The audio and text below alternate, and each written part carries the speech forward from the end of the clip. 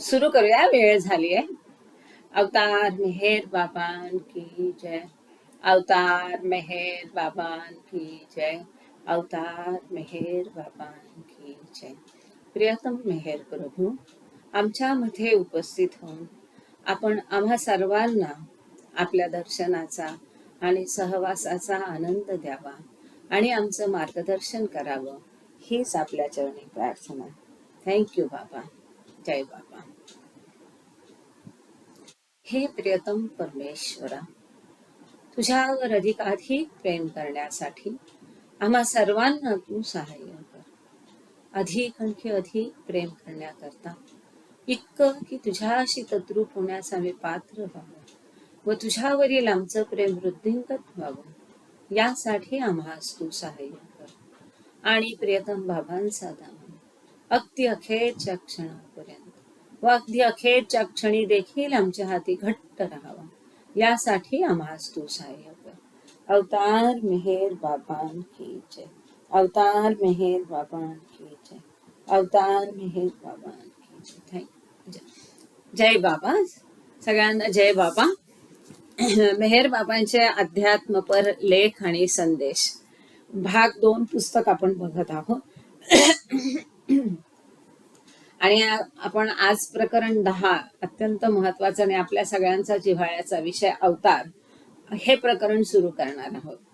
याआधी आपण साधकाची लक्षणे हे प्रकरण बघितलं आणि त्याच्यामध्ये 4 त्याचे भाग होते. ते इतकं महत्वाचं प्रकरण होतं की त्याचे दैवी गुण काय असतात आणि अशा बऱ्याच विषयांवर त्या प्रकरणामध्ये चर्चा केलेली होती. आता आपण आज बघणार आहोत अवतार, प्रकरण नंबर 10, पान नंबर 96. पॅरेग्राफचं नाव आहे अवतार. प्रत्येक सजीव प्राणी कळत अथवा न कळत एकाच गोष्टीचा शोध करत असतो. पहिलंच वाक्य किती विचार करायला लावणार आहे की प्रत्येक जो सजीव प्राणी आहे, म्हणजेच जीवात्मा, ज्याच्यामध्ये जीव आहे, हा प्रत्येक प्राणी कुठल्या तरी गोष्टीचा शोध करत असतो. आपल्याला अंदाज आलाच असेल की कसला शोध करत असेल ते. आणि हा शोध तो कधी जाणीवपूर्वक करत असतो, कधी तो अज्ञानपणे म्हणजे त्याला न कळत करत असतो. त्याला तो शोध त्याचा चालू असतो, पण त्याला माहित नसतं की तो कसला शोध करतोय ते. खालच्या दर्जाच्या सजीव प्राण्यात आणि अप्रगल्भ मनुष्यात हा शोध अजाणपणे, अनकॉन्शियसली होतो. प्रगल्भ मनुष्य हाच शोध जाणून करत असतो. जे प्रगल्भ, विकसित बुद्धी झालेली आहे, ज्याचं कॉन्शियसनेस, चेतना विकसित आहे, असा मनुष्य जो आहे तो कॉन्शियसली किंवा जाणीवपूर्वक हा प्रयत्न, त्याचा शोध चाललेला असतो. पण जे खालच्या दर्जाचे, म्हणजे मनुष्य योनीच्या खालची योनी म्हणू शकतो आपण, त्या प्राण्यांमध्ये किंवा अप्रगल्भ मनुष्य, की ज्याची आध्यात्मिक मार्गावर तेवढी अजून रुची नाहीये किंवा प्रगती नाहीये, असे लोकही हा शोध घेत असतात. पण त्यांना त्याची जाणीव नसते, चेतना नसते, अनकॉन्शियसली त्यांचा शोध चालू असतो. आणि नॅचरली हा शोध कसला असणार? ईश्वराचा शोध असणार, आत्मज्ञानाचा शोध असणार, स्वतःच्या मूळ स्वरूपाला परत बघण्याचा शोध हा असणार. या शोधाच्या विषयाची आनंद, शांती, स्वातंत्र्य, सत्य, प्रेम, पूर्णता, आत्मानुभव, ईश्वर प्राप्ती आणि सायुज्यता, युनियन विथ गॉड, ईश्वराशी मिलन किंवा ईश्वराशी एकरूप होणं, सायुज्य म्हणजे जे मूळ स्वरूप आहे त्याच्याशी एकरूप होणं, अशी पुष्कळ नावे आहेत. आता हा जो शोध असतो तो जाणून बुजून शोध होत असू दे किंवा अजाणतेपणे असू दे, त्या शोधाची नावं काय आहेत? कुणी म्हणतो मी आत्मशांती शोधतो, कुणी सांगतो मी स्वातंत्र्याच्या शोधात आहे. स्वातंत्र्य म्हणजे आत्मा हा पारतंत्र्यात आहे. कसलं पारतंत्र्य आहे? अहंकार, आपले सगळे संस्कार, मन, ह्या सगळ्या पारतंत्र्यात आपला आत्मा आहे. त्यातनं तो निघेल तेव्हा तो स्वतंत्र होईल, तेव्हा तो परमात्म्याशी एक होईल. कुणी आनंदाच्या शोधात असतं, कुणी शांतीच्या शोधात असतं, कुणाला पूर्णत्व हवं असतं, कुणाला आत्मानुभव हवं असतो. कुणी सांगतं मला आत्मानुभव हवाय, मला आत्मज्ञान हवंय असं. आणि कुणी ईश्वर प्राप्तीच्या शोधात सगळं घरदार सोडून हिमालयात जातं. तर अशा प्रकारे ह्या शोधाची वेगवेगळी नावं त्याला देता येतील, पण तो शोध सगळे करतात, अजाणतेपणे किंवा जाणतेपणे. वस्तुतः हा शोध या सर्वांसाठीच असतो, परंतु तो विशिष्ट मार्गाने चालला असतो. सुखाचे क्षण, सत्याचे ओझरते दर्शन व परमात्मा ऐक्याचे धावते क्षणिक अनुभव प्रत्येकालाच मिळतात. किती छान सांगितलंय की आपल्या आयुष्यात जे काही सुखाचे क्षण असतात ते क्षण हे सुद्धा ईश्वर दर्शनाचे एक ओझरतं दर्शन असतं. म्हणून सुखापासून वंचित होऊ नका, किंवा ते सुख अनुभवणं म्हणजे काही गुन्हा नव्हे. कुठलाही सुखाचा क्षण, निखळ सुखाचा, निर्मळ सुखाचा क्षण हा परमेश्वराशी ऐक्याचा एक ओझरतं पुसटचं दर्शन असतं. किती वेगळा आणि नवीन विचार आहे हा, माझ्यासाठी तरी नवीन आहे, कदाचित आपल्यातल्या काही लोकांना हा माहीत असेल. पण आयुष्यातल्या कुठल्याही सुखाचं ओझरतं दर्शन म्हणजे परमात्म्याचंच एक ओझरतं दर्शन असतं. परमात्मा ऐक्याचे धावते क्षणिक म्हणजे तो परमात्म्याशी एकरूप होण्याचा क्षणिक अनुभव असतो, धावता असा अनुभव असतो, पुसटचा अनुभव असतो. पण हे अनुभव चिरकाल टिकवावे अशी त्यांची इच्छा असते. आज पण काय म्हणतो, सुख पाहता जवा पाडे, दुःख पर्वता एवढे. आपल्याला वाटतं सुख क्षणिक आहे, पण हे सुख कायम टिकवणं म्हणजेच ईश्वराशी एकरूप होणं. का? कारण ईश्वर म्हणजे इन्फिनिट ब्लिस, शाश्वत अनंत चिरकाल टिकणारा आनंद म्हणजे ईश्वर. मग त्या ईश्वराशी एकरूप होणं म्हणजेच सुख आहे. आणि ईश्वराशी एकरूप झालं, त्याचं दर्शन झालं म्हणजे तो अनुभव चिरकाल टिकणारा असतो. बाकी ज्या भौतिक सुख आहे, आता आहे नंतर नाही, नंतर ते क्षणकाल टिकणारं असतं, शाश्वत नसतं. तसं ईश्वराशी ऐक्याचा अनुभव हा अशाश्वत नाही, तो शाश्वत आहे, चिरकाल टिकणारा आहे. सतत बदलत राहणाऱ्या परिस्थितीतही अनंत सत्य प्रस्थापित करण्याची त्यांची इच्छा असते. सारखी बदलणारी परिस्थिती असली तरी ईश्वर काय आहे, अपरिवर्तनशील आहे. म्हणून त्याच्याशी प्रस्थापित करायचं अनंत सत्य जे आहे म्हणजे ईश्वर आहे. आणि त्या सतत बदलणाऱ्या परिस्थितीतही त्या अंतिम सत्याशी एकरूपता प्रस्थापित करण्याची त्यांची इच्छा असते. ही मानवी इच्छा स्वाभाविक आहे असं वाटणं अगदी साहजिक आहे, नैसर्गिक आहे. या इच्छेचा मुख्य आधार म्हणजे त्याची स्वतःच्या परमात्म्याशी असलेल्या मूलभूत ऐक्याची स्मृती होय. असं प्रत्येक मनुष्याला का वाटतं? कारण मनुष्य म्हणजे आत्मा, आत्मा हा शेवटी परमात्म्याचा अंश आहे, आणि हा परमात्म्याचा अंश आहे हे सत्य आहे. मग हा जो त्याला परमात्म्याशी तो जो एकरूपता त्याची आधी होती, आणि कोहम पासून तो जो परमात्म्यापासून दुरावला, त्या इच्छेमुळे, स्वतःला जाणण्याच्या इच्छेमुळे तो परमात्म्यापासून आत्मविलग होऊन जीवात्मा झाला. तर या जीवात्म्याला कुठेतरी स्मृती आहे की मी परमात्म्याशी एकरूप होतो, किंवा मी तोच परमात्मा आहे. आणि ही जी त्या जीवात्म्याची स्मृती आहे, किती वेगळा विचार आहे हा.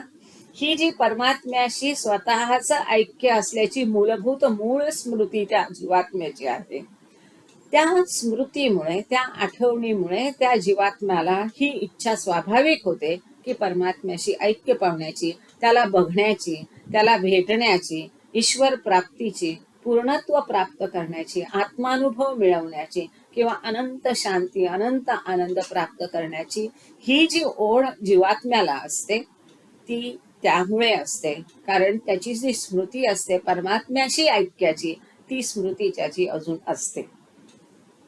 ही स्मृती व्यक्तीच्या कमी अधिक उत्क्रांतीच्या मानाने मंद अथवा तीव्र असते. आपण नेहमी बघतो की प्रत्येक आत्म्याचा प्रवास जो आहे हा कमी अधिक असणार, प्रत्येकाचे प्रयत्न कमी अधिक असतात.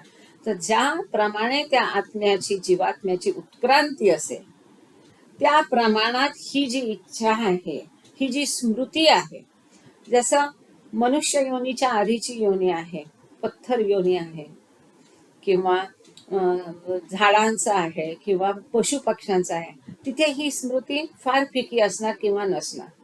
पण मनुष्य योनीमध्ये जर त्या जीवात्म्याची आध्यात्मिक प्रगती जास्त असेल तर ही त्याची स्मृती जास्त तीव्र असू शकते आणि इतर बाबतीमध्ये ती मंद असू शकते.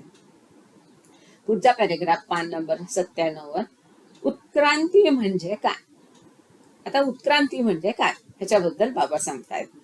प्रत्येक प्राणी स्वतःच्या खऱ्या स्वरूपाच्या विषयीच्या अज्ञानाने बद्ध असलेला असा परमेश्वराचा अंशतः आविष्कारच असतो.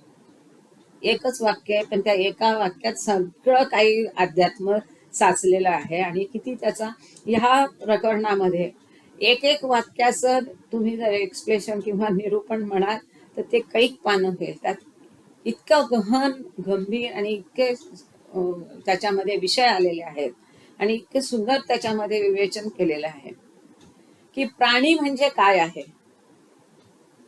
परमेश्वराचा अंशतः आविष्कार आहे. प्राणी हा म्हणजेच जीवात्मा परमेश्वराचा अंशतः आविष्कार आहे. आविष्कार आहे, परमेश्वराचा आविष्कार आहे, पण तो अंशतः आहे. पण हा आविष्कार कसा आहे, त्याला स्वतः विषयीचं ज्ञान नाही. त्या जीवात्म्याला ह्या आविष्काराचं सुद्धा ज्ञान नाही. अशा अज्ञानाने बद्ध असलेला असा तो जीव आहे. तो जीव परमेश्वराचा अंशतः आविष्कार आहे, परंतु स्वतःच्या ज्ञानाविषयी, स्वतःच्या खऱ्या स्वरूपाविषयी अज्ञान आहे आणि त्या अज्ञानात तो बांधलेला असा जीव आहे. क्लिअर. परमेश्वराचा अंशतः आविष्कार म्हणजे हा जीव आहे, पण त्या जीवाला हे माहित नाही की मी परमेश्वराचा अंशतः आविष्कार आहे. हे त्याचं अज्ञान आहे आणि त्या अज्ञानामध्ये तो बांधला गेलेला आहे. वास्तविक सर्व उत्क्रांती ही अज्ञान स्थितीतील देवपणापासून ज्ञानयुक्त देवपणापर्यंतची मजल असून त्या उत्क्रांतीत मूलतः शाश्वत व अनंत असलेला परमेश्वर अनेक रूपे धारण करतो, अनेक अनुभव अनुभवतो आणि स्वतःच घालून घेतलेल्या अनेक बंधनांच्या पलीकडे जातो. हे वाक्य मी इथे मुद्दाम मध्ये तोडलं नाही, अत्यंत उत्कृष्ट सुंदर वाक्य आहे.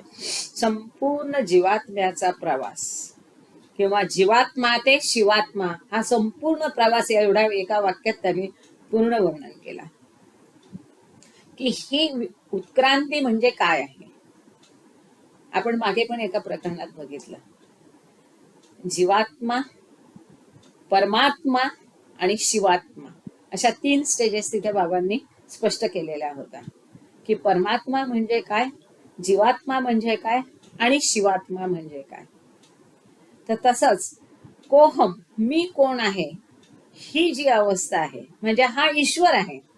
जी परात्पर अवस्था आहे, बियॉन्ड अवस्थेतला जो ईश्वर आहे, त्या ईश्वराला ना स्वतःचं भान आहे, ना सृष्टीचं भान आहे, ना स्वतःची अनंत आनंद, अनंत शक्ती, अनंत ज्ञान अवस्थेचं त्याला भान नाहीये. आणि तसं त्या शक्तीचं, अवस्थेचं त्याला भान नसल्यामुळे तो ईश्वर कुणाच्याही जीवात्म्याची मदत काहीही करू शकत नाही. कारण त्या ईश्वराला ना स्वतःचं अवस्थेचं भान आहे, ना सृष्टीचं भान आहे. तर तिथे बाबांनी त्याला एक बेभान भगवान असा शब्द टिफिन लेक्चर मध्ये यूज केलेला आहे. मला तो फार शब्द आवडला की ईश्वरापेक्षा अवतार श्रेष्ठ का.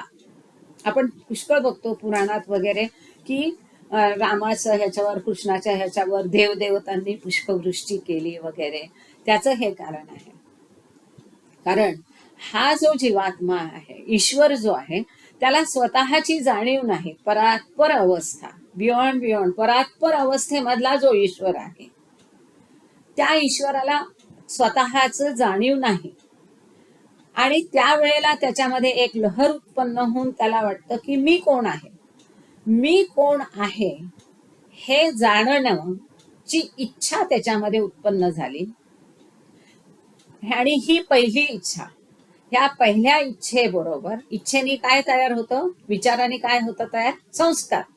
म्हणून ह्या पहिल्या इच्छेबरोबर पहिला संस्कार निर्माण झाला. आणि दॅट इज द क्रिएशन. जय बाबा. हा, हँड रेज केला. हा बोला. नमस्कार मिस्टर गिल, बोला. काय विचारायचंय, सांगायचंय? हा, आर जी पाटील, सॉरी. हा, मिस्टर आर जी पाटील, तुम्हाला काही विचारायचंय, काही सांगायचंय की चुकून हँड रेज झालाय?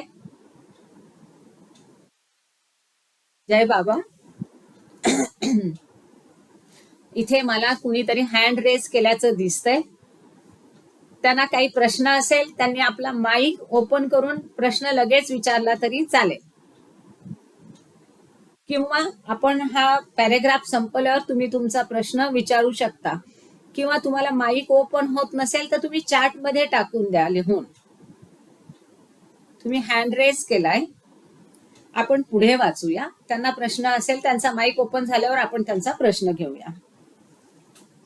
तर ही जी ईश्वराची अवस्था आहे की कोहम, मी कोण ह्या जाणण्यापासून, आणि तिथे त्याला क्रिएशन पॉइंट असं नाव बाबांनी दिलंय, उत्पत्ती स्थान किंवा ओम पॉइंट, जिथे विश्वाची उत्पत्ती झाली, जिथे पहिला जीवात्मा तयार झाला. मग हा जीवात्मा या सगळ्या भूमिकांमधून जात जात अनुभव करत करत कैक लक्ष येऊन पार करत करत मानव भूमिकेपर्यंत पोहोचतो. आणि मानवी योनीमध्ये त्याला जशी आध्यात्मिक त्याची प्रगती होत होत सप्तभूमिका तो पार करून पुन्हा त्याचं ईश्वराशी एकरूप तो होतो. त्याला 6व्या भूमिकेत ईश्वर दिसतो. 7व्या भूमिकेत त्याला ईश्वराशी त्याचं एकरूप ऐक्य होतं, मिलन होतं. 7व्या भूमिकेत त्याचा द्वैतभाव आणि द्वंद्व भाव दोन्ही गळून पडतो. आणि 7व्या भूमिकेमध्ये त्याला ईश्वरी साक्षात अनुभव येतो की मीच ईश्वर आहे आणि सगळ्या चराचरात मी भरून आहे. हा जो अनुभव आहे हा सगळ्यात महत्वाचा अनुभव आहे. बाबा सांगतात की किती थेरी वाचली तरी ह्या अनुभवातून तुम्हाला जे प्राप्त होईल ते थेरीतनं कधीच कळू शकणार. त्यासाठी तुम्हाला किती ज्ञान असलं तरी अनुभव जरुरी आहे. अनुभव असणं महत्वाचं आहे. अनुभव महत्वाचा आहे. हा अनुभव म्हणजे ईश्वरत्व प्राप्त करणं. आणि अशा प्रकारे ईश्वरी साक्षात्कारानंतरही पुन्हा त्याच्या पुढे स्टेजेस आहेत. आत्मज्ञान मागेच गेलं, आत्मज्ञानानंतर ईश्वर ज्ञान, त्याचा अनुभव, आणि ईश्वर अनुभवानंतर सुद्धा त्याच्या स्टेजेस आहे की शरीर तसंच ठेवून आणि त्या अनंतानात डुबलेलं राहण्याची अवस्था, जो आनंद आहे त्याचा त्याग करून सर्व मानव सृष्टीसाठी पुन्हा सृष्टीचं आणि स्वतःचं भान परत ठेवून जेव्हा तो पुन्हा या पृथ्वीवर राहतो, त्या देहामध्ये परत येतो, म्हणजे राहतो, दुसरा जन्म नसतो. आणि जेव्हा इतर जीवांना मदत करतो त्यांचं पण मूळ रूप जाणण्यासाठी, तो म्हणजे त्याला मग तेव्हा सोहम, अरे मी तोच होतो, पण मी आतापर्यंत स्वतःला समजत होतो तो मी नव्हतोच. म्हणजे हा जो प्रवास आहे कोहम पासून सोहम पर्यंतचा, तो प्रवास म्हणजे उत्क्रांती.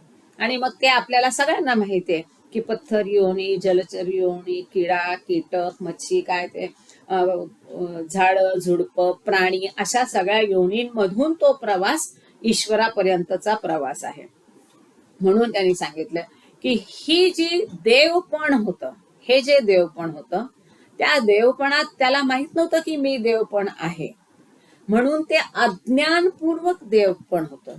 तेव्हा ही जीवात्मा देव होता, परमात्मा होता, पण त्याला माहित नव्हतं की मी परमात्मा आहे. म्हणून ह्या अज्ञानयुक्त परमात्माच्या स्थितीपासून ज्ञानयुक्त देवपणापर्यंतची स्थिती, म्हणजे आता तो पुन्हा देव झाला आणि त्याला हे माहित आहे की मी तोच होतो आणि मीच देव आहे, त्याचं भान आहे, आपल्या अनंत शक्ती, अनंत ज्ञान आणि अनंत आनंद सगळ्याची त्याला जाणीव असल्यामुळे तो इतरांची मदत करू शकतो. म्हणून हा ज्ञानयुक्त देवपणापर्यंतची मजल म्हणजे उत्क्रांती आहे. मूळ शाश्वत आणि अनंत असलेला परमेश्वर कसा आहे? शाश्वत आहे, अनंत आहे. पण तो काय करतो? त्याला जाणीव नसल्यामुळे, अज्ञान असल्यामुळे तो ही अनेक रूपे, दगडापासून कीटक, जलचर, प्राणी, पक्षी, झाडी, झुडप पासून अशा सगळ्या योनी पार पार करत मनुष्य योनीमध्ये येऊन मनुष्य योनीत तो आध्यात्मिक ज्ञान प्राप्त करून पुन्हा तो आत्मा जेव्हा जीवात्मा शिवाला मिळतो, परमात्म्याला मिळतो आणि शिवात्मा बनतो. हे अशी तो ईश्वर अनेक रूपे धारण करतो, अनेक अनुभव घेतो आणि जे स्वतःला बंधन घालून घेतलेलं आहे. आता स्वतःला बंधन का घालून घेतलं? कारण तो अनंत ईश्वर आहे, अनंत गुणांनी युक्त आहे, अनंत आनंद आहे, त्याच्या ठाई अनंत शक्ती आहे. पण त्या परात्पर अवस्थेत त्या ईश्वराला भान नाही की माझ्याकडे हे सगळं आहे. आणि त्यामुळे मी कोण आहे हे जाणण्यासाठी जेव्हा हा ईश्वर निघतो तेव्हा त्याचा जीवात्मा बनतो आणि जीवात्मा बनल्यामुळे त्याने स्वतःला ह्या अज्ञानाच्या बंधनात स्वतःला अडकून घेतलेला आहे. आणि हा स्वतःच अशा घालून घेतलेल्या बंधनांच्या पलीकडे खरा परमात्मा आहे. आणि म्हणून मी हे वाक्य परत एकदा वाचते. वास्तविक सर्व उत्क्रांती ही अज्ञान स्थितीतील देवपणापासून, अज्ञान स्थितीतील देवपण, बेभान ईश्वर, ज्या ईश्वराला स्वतःच्या ताकदीची कल्पना नाही, अनंत आनंदात व्यक्त असलेला परात्पर अवस्थेतला ईश्वर म्हणजे अज्ञान स्थितीतील देवपण. अज्ञान स्थितीतील देवपणा, कारण आपल्याला नेहमी वाटतं की जर आत्मा परमात्म्याचा अंश आहे तर तो परमात्म्यापासून वेगळा झालाच का, असं आपल्याला मला तरी नेहमी ही शंका यायची की तो वेगळा झालाच का. मग ती जी इच्छा त्याला झाली की मी कोण आहे जाणण्याची, त्यामुळे परमात्म्यापासून जीवात्मा वेगळा झाला आणि म्हणून त्याने स्वतःला बंधनात अडकून घेतलं. सर्व उत्क्रांती ही अज्ञान स्थितीतील देवपणापासून ज्ञानयुक्त देवपणापर्यंतची मजल असून त्या उत्क्रांतीत मूलतः शाश्वत म्हणजे चिरंतन टिकणारा आणि अनंत असलेला परमेश्वर अनेक रूपे धारण करतो, अनेक अनुभवतो आणि स्वतःच घालून घेतलेल्या अनेक बंधनांच्या पलीकडे जातो. म्हणजे हा जीवात्म्याचा प्रवास. या जीवात्म्याचा पूर्ण पत्थर योनीपासून पुन्हा गॉड रिअलायझेशन प्राप्त करून परात्पर पुन्हा ईश्वर अवस्था प्राप्त करून अवतारत्वापर्यंत किंवा सद्गुरु अवस्थेपर्यंत येणं म्हणजे उत्क्रांती. हा जीवात्म्याचा प्रवास म्हणजे उत्क्रांती. विधात्याच्या दृष्टीने उत्क्रांती हा खेळ आहे. तो जो परात्पर अवस्थेतला किंवा ईश्वर जो आहे त्याच्या दृष्टीने ही उत्क्रांती हा निव्वळ एक खेळ आहे. या खेळाशिवाय, एका स्वप्नाशिवाय, एका झिरोशिवाय ह्याला महत्व नाही. आता ही जी अवस्था आहे, ही जी तिची 10 स्टेट्स ऑफ गॉड सांगितलेले आहे, 10 स्टेट्स ऑफ गॉड, त्याच्यामधली ही 5वी आणि 6वी अवस्था ईश्वराची आहे की जिथे त्याला म्हटलेलं आहे एम्बोडाइड सोल, असा त्याचा शब्द आहे, एम्बोडाइड सोल. आणि दुसरा मनुष्य रूपातला जो आत्मा आहे तो परमात्म्याचा अंश म्हणजेच मनुष्य रूपातला ईश्वर. तर बऱ्याचदा 10 स्टेट्स ऑफ गॉड वाचताना बऱ्याच लोकांना कन्फ्युजन असतं की हा 5व्या आणि 6व्या मध्ये त्यांना समजत नाही नक्की काय आहे. की ईश्वराच्या 10 अवस्था आपण बघतो, तर परात्पर अवस्था, परब्रह्म अवस्था, ईश्वर अवस्था, जिथे करता धरता हरता किंवा ब्रह्मा विष्णू महेश ही एक अवस्था थर्ड स्टेट दिलेली आहे. मग एक चौथी भूमिका आहे, मग पाचवी भूमिका आहे एम्बोटाईड सोल, मग सहावी भूमिका आहे गॉड इन ह्युमन फॉर्म. हा महत्वाचा. तर तिथे जो उत्क्रांतीसाठी तयार झालेला आहे तो मनुष्य रूपातला ईश्वर. ही मनुष्य रूपातला ईश्वर ही ईश्वराची सहावी अवस्था ईश्वराच्या 10 अवस्थामध्ये स्पष्ट केलेली आहे. मी चुकत असेल तर मला प्लीज करेक्ट करा, कठाळे काका इथे असतील. आणि ओमनी जर आता तो दाखवला ना चार्ट तर बरं होईल बेटा. तो जो इंग्लिशवाला चार्ट आहे तो थोडा वेळ आपण दाखवूया इथे. मी वाचत राहते पुढे. हा, थँक्यू बेटा, थँक्यू. हा, ओम आता एक चार्ट हे करेल थोडस अजून स्पष्टीकरणसाठी की उत्क्रांती किंवा 10 स्टेप्स हा जो ईश्वर आहे एकाच वाक्यात त्यांनी इतका सुंदर पूर्ण जीवन प्रवास दिलेला आहे जीवात्म्याचा. पुढे मी वाचते. या खेळात केवळ तत्वास आपले निरुपाधिक पूर्ण ज्ञान शक्ती आणि दैवी आनंद यांच्या असीमतेची कसोटी सर्व प्रकारच्या परिस्थितीमध्ये घेता येते. आता विधात्याच्या दृष्टीने हा उत्क्रांती हा एक केवळ खेळ आहे आपल्यासाठी. जीवात्म्यापासून शिवात्म्यापर्यंतचा तो प्रवास आहे. कोहम पासून सोहम पर्यंतचा प्रवास आहे. पण परमेश्वरासाठी विधात्याच्या दृष्टीने तो केवळ एक खेळ आहे. आणि ह्या ज्या उत्क्रांतीच्या खेळामध्ये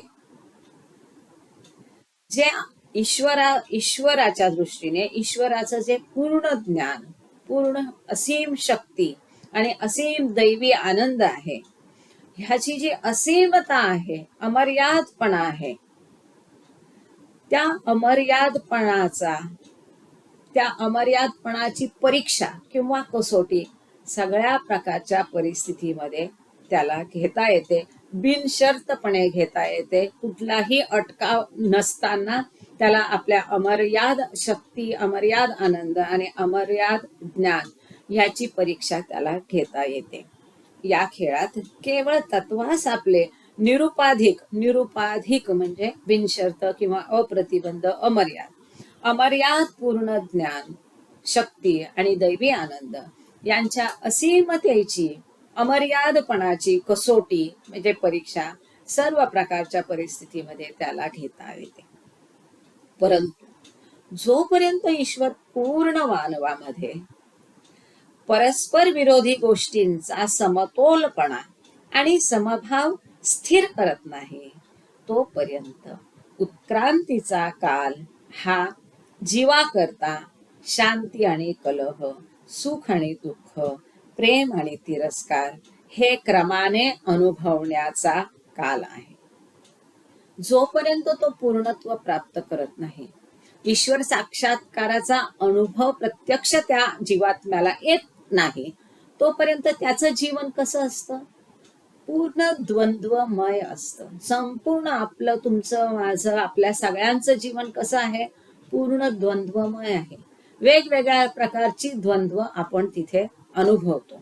कशी द्वंद्व म्हणजे काय? शांती, कलह, दुःख, सुख, प्रेम, तिरस्कार असे सगळे वेगवेगळ्या प्रकारच्या द्वंद्वांनी आपलं जीवन भरून गेलेलं आहे.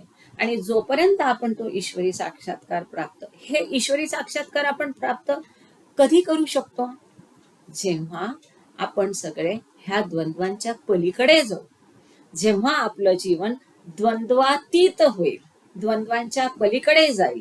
हे द्वैताच्या पलीकडे जाऊन जेव्हा आपण अद्वैत भाव, तुझं माझं काही नाही, सगळं एकच, हा जेव्हा अद्वैत भाव स्थापन होईल, द्वंद्वातीत स्थिती प्राप्त होईल, तेव्हाच ईश्वरी साक्षात्कार प्राप्त होतो. पण तोपर्यंत ज्या ईश्वराने स्वतःला अज्ञानाच्या बंधनात बांधून घेतलंय, त्या ईश्वराला या सगळ्या द्वंद्वांमधून त्याचा जीवन प्रवास करावा लागतो. जोपर्यंत ईश्वर पूर्ण मानवामध्ये परस्पर विरुद्ध गोष्टीचा समतोलपणा आणि समभाव स्थिर करत नाही, तोपर्यंत उत्क्रांतीचा काल हा जीवाकरता शांती आणि कलह, सुख आणि दुःख, प्रेम आणि तिरस्कार हे क्रमाने अनुभवण्याचा काल आहे. कारण का असं का होतं, आपण हे द्वंद्वाचं जीवन का जगतो? थँक्यू बेटा ओम. ओमने आता चार्ट दाखवलेला आहे तुम्हाला की परात्पर अवस्था ईश्वराच्या काही अवस्थांचा हा चार्ट आहे, ज्याच्याबद्दल आपण आधीच्या पॅरेग्राफ मध्ये बघितलेलं आहे. आता हा ठीक पुढे हा जो द्वंद्व अनुभवायला लागतो ते असं का अनुभवायला लागतं? कारण जीवाचे ज्ञान, शक्ती आणि सुख क्षमता मर्यादित असतात.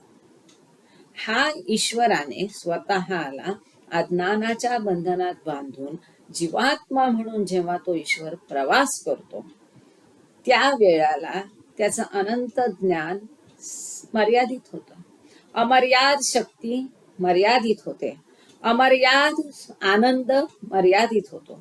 म्हणजे त्या जीवाचं ज्ञान, शक्ती आणि आनंद हे सगळे कसे असतात? मर्यादित असतात. आणि जीवाचे असे मर्यादित हे त्रिगुण असल्यामुळे त्याला द्वंद्वाच्या स्थितीतून जावं लागतं. पूर्ण अवस्थेत जीव आणि परमात्मा यांचे परस्परांचे ऐक्य ओळखले जाते. जी पूर्णावस्था असते, परिपूर्ण असतं, परफेक्टनेस, गॉड रिअलायझेशन ही परिपूर्ण अवस्था आहे. मग तिथे काय होतं? तिथे जीवात्मा आणि परमात्मा हे एक होतात, त्यांचं मिलन होतं आणि तिथं त्यांचं ऐक्य ओळखलं जातं. म्हणजे काय? तर त्या जीवात्म्याला कळून चुकतं, अरे मी तर परमात्मा आहे आणि मीच सर्वत्र भरून आहे, मी त्याच्यात आहे, याच्यात आहे, सर्वत्र ह्या सगळ्या जीवमात्रा, सर्व संपूर्ण सृष्टी मध्ये मी व्यापलेला आहे, याचा अनुभव तो घेतो, याची जाणीव त्याला होते आणि म्हणूनच तिथे त्याचं ऐक्य ओळखलं जातं. आणि या स्थितीत सातत्याचा आणि कालाच्या प्रवाहातील अनंततेचा अनुभव येतो. आणि हे जेव्हा तो अनुभवतो तेव्हा त्याला तिथे त्याच्यासाठी काळ सीमित नसतो, अनंत काल असतो. आणि तिथे कुठे हा जन्म संपून मृत्यू झालाय, हा मृत्यू संपून पुनर्जन्म झालाय. आणि आपण मागे पण एका प्रकरणात बघितलं की जीवाचा प्रवास जन्म मृत्यू ह्याच्यातून जो होतो, एक मृत्यू झाला आणि पुन्हा जन्म झाला म्हणजे हे कुठेही खंडितत्व नाही, खंडित नाही. तर तो एक संध सलग संलग्न असा जीवाचा प्रवास आहे. का? तर आधीच्या जन्मात त्यांनी जे काही केलं त्याचं फळस्वरूप किंवा त्या संस्कारांनुसार त्याचा दुसरा जन्म ठरतो. कसा असेल, कुठे असेल, कशा पद्धतीचा असेल. मग जन्म परंपरा आणि कर्म हे जे प्रकरण आपण पहिल्या भागात बघितलं त्याच्यात हे जवळजवळ 8-10 प्रकरण होते. त्यात हे फार सुंदर पद्धतीने त्याचं विश्लेषण केलेलं आहे की मागच्या जन्माच्या कर्मांमुळे पुढचा जन्म निश्चित होतो आणि म्हणून पुढचा जन्म हा पहिल्या जन्मापासून वेगळा नाही, तर त्याच्याशी तो संलग्न आहे. इन शॉर्ट, आता इथे काय सांगितलं की ईश्वराशी एकरूपपणा झाल्यानंतर, ईश्वराशी मिलन झाल्यानंतर त्या स्थितीत त्याला सातत्य, एकसंधपणा आणि कालाच्या प्रवाहाचा, कालाचा अनंतपणाचा तिथे त्याला अनुभव येतो. परमेश्वर स्वतःला परमेश्वर म्हणजे तिथे आपण ज्याला म्हणतो काल स्तब्ध झाला. आपल्यापैकी बऱ्याचदा हा अनुभव आला असेल कधीतरी बाबांचं समाधीमध्ये किंवा प्रार्थनेमध्ये किंवा बाबांचं दर्शन घेताना एकदम सगळं काही स्तब्ध असतं, कसलंही बाकी सृष्टी अस्तित्वात नसते, आपण अस्तित्वात नसतो, कशाचंही भान नसतं आणि वेळेचंही तिथे नॅचरली भान राहत नाही. 1 मिनिट झाला का 10 मिनिट झाले, सगळं स्तब्ध झालेलं असतं. पण तो अनुभव कसा असतो? क्षणिक असतो. तर तो कायम मिळावा अशी प्रत्येक जीवाची इच्छा असते. हे ते आधीच्या पॅरेग्राफ मध्ये सांगितलेलं आहे. तर ईश्वराशी, परमात्म्याशी जीवाचं, जीव आणि परमात्मा यांचं परस्परांचं ऐक्य झालं की तिथे त्या स्थितीमध्ये सातत्य आणि कालाच्या प्रवाहाचा अनंतपणाचा अनुभव येतो. परमेश्वर स्वतःला परमेश्वर म्हणून आणि तत्वतः अपरिवर्तनशील म्हणजे न बदलणारा, कायम, एकच, शाश्वत म्हणून ओळखतो. स्वतः परमेश्वर स्वतःला ओळखतो, अरे मी तर कधी असाच होतो कायम. मग मध्ये मी जे सगळं बघितलं, स्वतःचे रूप त्याला दिसतात वेगवेगळ्या योनीतून गेलेले, तो म्हणजे भास होता.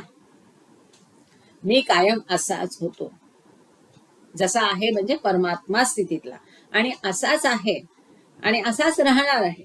हे जे मधलं होतं ते केवळ एक स्वप्न होतं, खेळ होता, भास होता.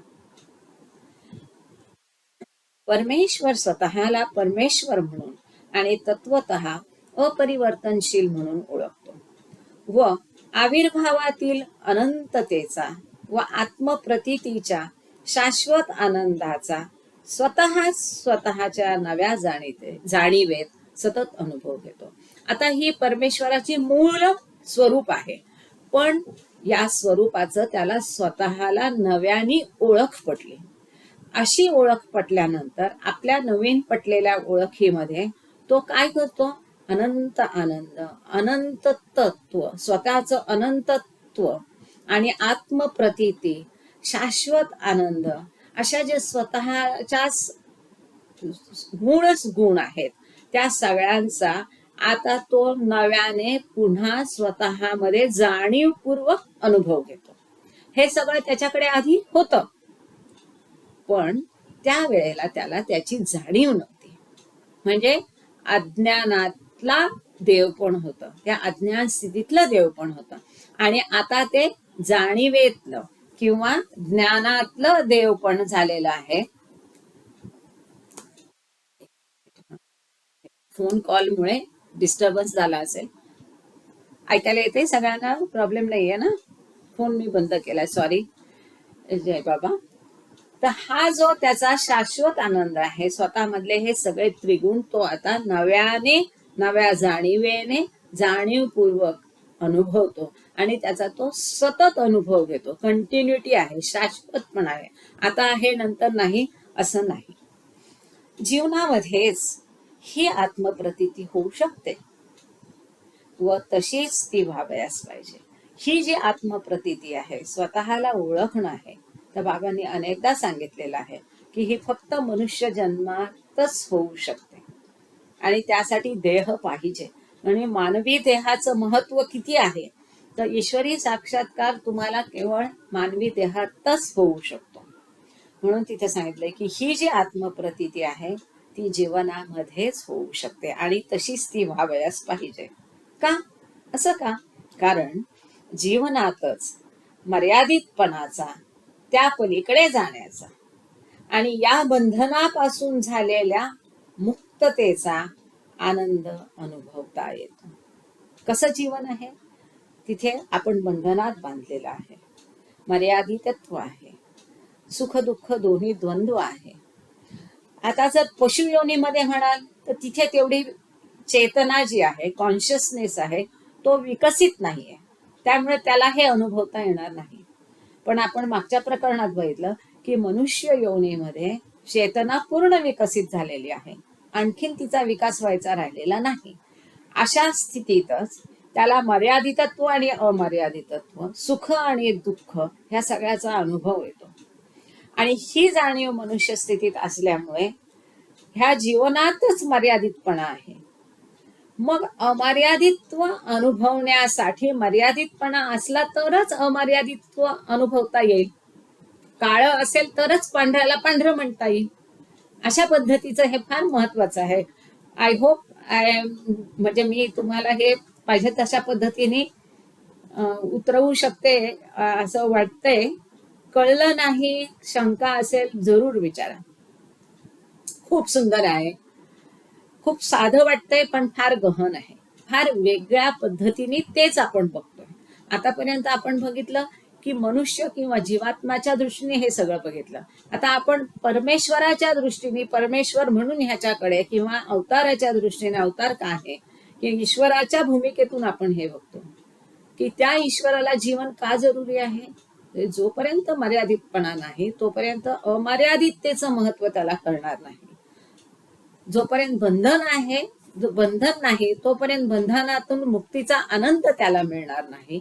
आणि असं असल्यामुळे हे जे आत्मप्रतीती आहे ती जीवनामध्येच येऊ शकते, कारण जीवनामध्ये मर्यादितपणा आणि बंधन आहे आणि ते असल्यामुळे त्याच्यातून मुक्तीचा आनंद तेव्हाच अनुभवता येईल. किती सुंदर आहे हे.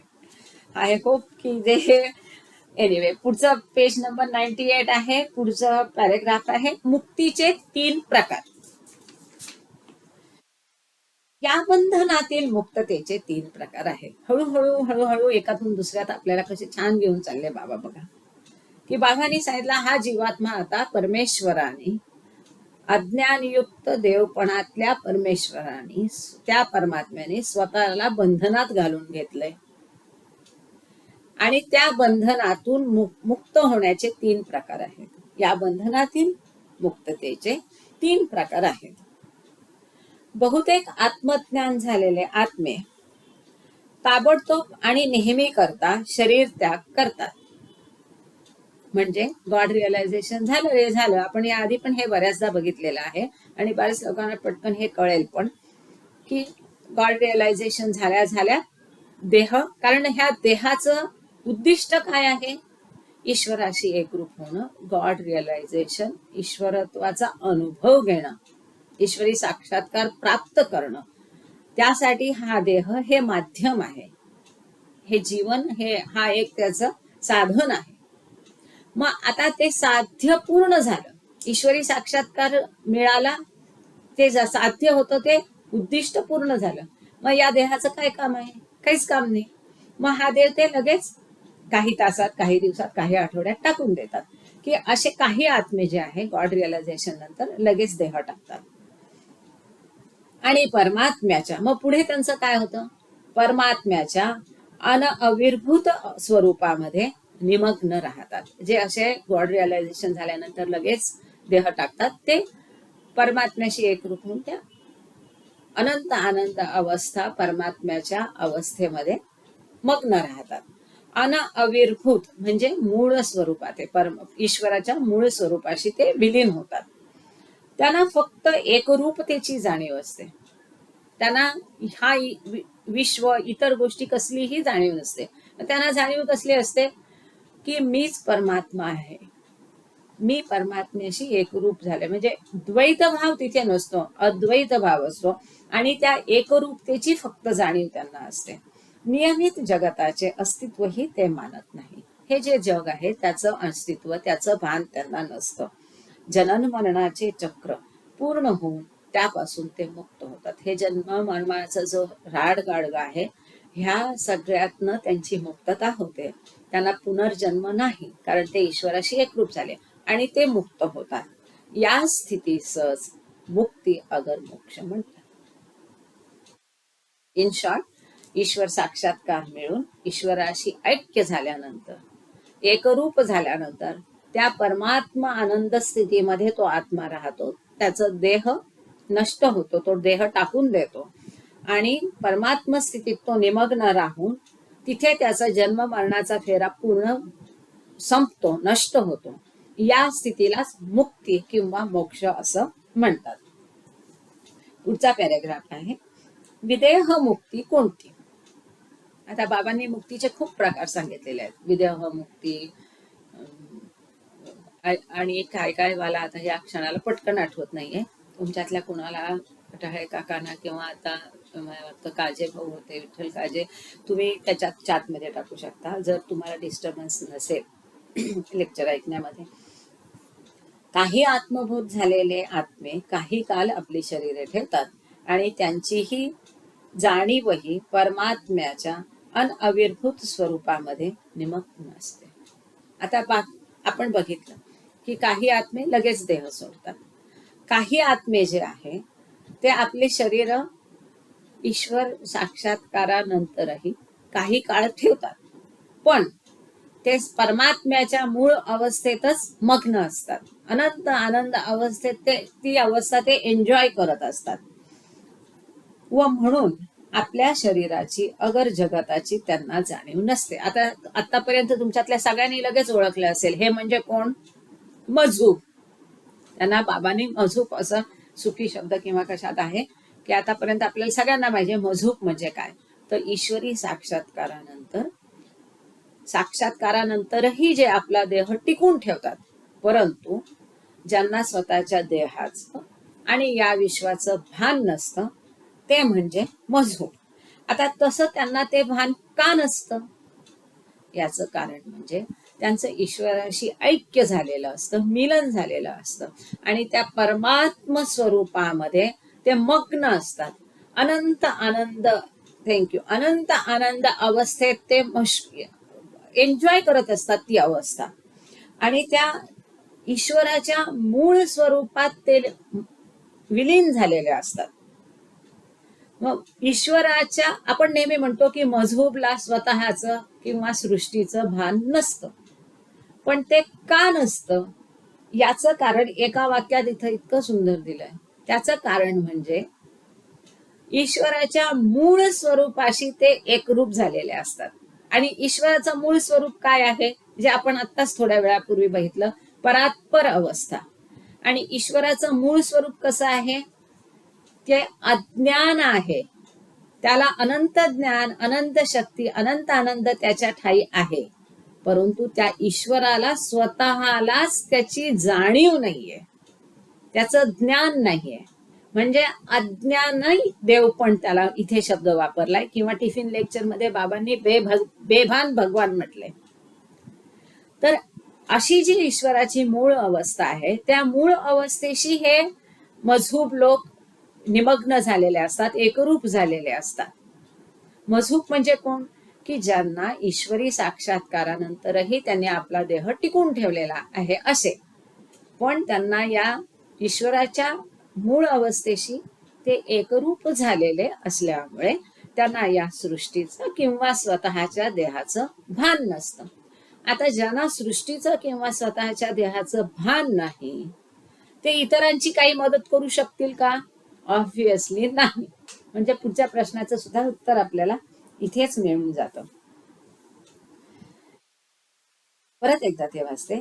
काही आत्मबोध झालेले आत्मे काही काल आपली शरीरे ठेवतात आणि त्यांची जाणीवही परमात्म्याच्या अनअविर्भूत स्वरूपामध्ये निमग्न असते. म्हणून अनअविर्भूत स्वरूप म्हणजे मूळ स्वरूप, निमग्न म्हणजे मग्न असते. म्हणून आपल्या शरीराची अगर जगताची त्यांना जाणीव नसते. ते स्वानंद, सामर्थ्य आणि आत्मज्ञान यांचा अखंड अनुभव घेतात. कंटिन्युअस असतो तो, थोडा वेळ घेतला सोडला असं नाही. कंटिन्युअस अनुभव कसला घेतात? अनंत आनंद, अनंत शक्ती आणि अनंत ज्ञान ह्याचा ते सतत अनुभव घेतात. परंतु या सर्वांचा ते या बाह्य जगतात दुसऱ्यांना मुक्ती मिळवून देण्यासाठी उपयोग करू शकत नाही. तथापि त्यांचे या जगतातील केवळ अस्तित्व म्हणजे स्वानंद, अनंत शक्ती आणि ज्ञान यांच्या प्रसारणाचा मध्यबिंदू बनते. असं जरी असलं तरी त्यांचं केवळ असणं, अस्तित्व जे आहे, त्यांच्या अस्तित्वामुळे अनंत आनंद, शक्ती आणि ज्ञान प्रसारित होत राहतं. आणि त्या अनंत शक्ती, आनंद आणि ज्ञानाचा ते स्वतः मझहूब किंवा त्यांचं शरीर हे केंद्रबिंदू बनतं. आणि त्यामुळे जे त्यांच्याजवळ जातात, ते त्यांची सेवा करतात, त्यांची पूजा करतात, त्यांना यांच्या सहवासाने आध्यात्मिक दृष्ट्या फायदा होतो. त्या मझहूबला भरे स्वतःचं स्वतःचं भान नाही, या सृष्टीचं भान नाही, पण त्याच्यामध्ये जे सतत तो अनंत ज्ञान, अनंत शक्ती, आनंद भरलेला आहे म्हणजे तो स्वतःच अनंत शक्ती, अनंत ज्ञान आणि अनंत आनंद आहे. आणि त्यामुळे त्याचं शरीर हे त्याचं केंद्रबिंदू बनतं ह्या गोष्टी प्रसारित होण्याचं. त्यामुळे त्या मझहूब अवस्थेतल्या जीवात्म्याचे, त्या मझहूबची जर कुणी सेवा केली तर आपोआपच जो सेवा करतो त्याला आध्यात्मिक दृष्ट्या फायदा मिळतो. स्वतः मझहूब जाणीवपूर्वक त्याच्यासाठी काहीही करत नाही, परंतु त्या दुसऱ्या जीवात्म्यासाठी, परंतु त्या मझहूबचं शरीर हे अनंत शक्ती, आनंद आणि ज्ञानाचं केंद्रस्थान असल्यामुळे जो मजहूबच्या शरीराची काळजी घेतो, त्याची सेवा करतो, त्याला आपोआपच या सगळ्या गोष्टींचा फायदा मिळून त्याचा आध्यात्मिक लाभ होतो. या विशिष्ट प्रकारच्या लोकांना मजहूब म्हणतात आणि त्यांच्या या स्थितीला विदेह मुक्ती म्हणतात. मगाशी आपण एक मुक्ती बघितली की ज्याच्यामध्ये ईश्वर साक्षात्कारानंतर लगेच शरीर सोडलं जातं आणि त्या पुनर्जन्मातून त्याची मुक्तता होते. इथे आहे ईश्वरी साक्षात्कारानंतर शरीर आहे पण शरीराचं सृष्टीचं भान नाही, अशा ह्यांचीही पुनर्जन्मातून मुक्तता होते नॅचरली, कारण परत कारणच नाही, ते ईश्वराशी एकरूप झाले, ईश्वराच्या मूळ अवस्थेला जाऊन पोहोचले. इथेही मुक्ती आहे पण या मुक्तीला विदेह मुक्ती म्हणतात. मजहूबची मुक्ती जी आहे ती विदेह मुक्ती. काही थोडे आत्मबोध झालेले लोक शरीर त्याग करत नाही आणि त्यांना परमात्म्याच्या अनअविर्भूत आणि अविर्भूत रूपांमध्ये आपण स्वतःच परमात्मा असल्याची जाणीव असते. आता आणखीन बाबा एक स्टेप पुढे गेले की काही जे आत्मे आहेत त्यांना आत्मबोध किंवा ईश्वरी साक्षात्कार किंवा गॉड रिअलायझेशन झाल्यानंतर ते शरीर त्याग करत नाही, पण त्याचबरोबर त्यांना आपण स्वतःच ईश्वर असल्याची मूळ स्वरूपाची आपली जाणीव मानवी देहात राहून होते. मानवी देहात राहून अनअविर्भूत आणि अविर्भूत रूपांमध्ये. अविर्भूत रूप म्हणजे कोणतं की जो जीवात्म्याचा प्रवास झालेला आहे उत्क्रांतीपासून गॉड रिअलायझेशन पर्यंतचा, हे त्या परमेश्वराचं अविर्भूत रूप. आणि अनअविर्भूत रूप म्हणजे परमेश्वराचं मूळ रूप. तिथेही त्या परमेश्वराकडे अनंत शक्ती, अनंत आनंद, अनंत ज्ञान आहे, परंतु मूळ रूपामध्ये त्या परात्पर अवस्थेत त्याला त्याची जाणीव नाही, ज्ञान नाही, भान नाही. परंतु काही जे आत्मे आहेत त्यांना ईश्वरी साक्षात्कारानंतर एकाच वेळेला ते मूळ स्वरूप आणि अविर्भूत रूप ह्या दोन्ही रूपामध्ये आपण स्वतःच परमात्मा असल्याची त्यांची जाणीव कायम राहते. स्वतःला एक मिनिट, ऑडिओ फाईल थोडी थांबवावी लागेल, नाही तर मोठी झाली तर ती शेअर करायला त्रास होतो, म्हणून थोडासा ब्रेक घेते. सॉरी.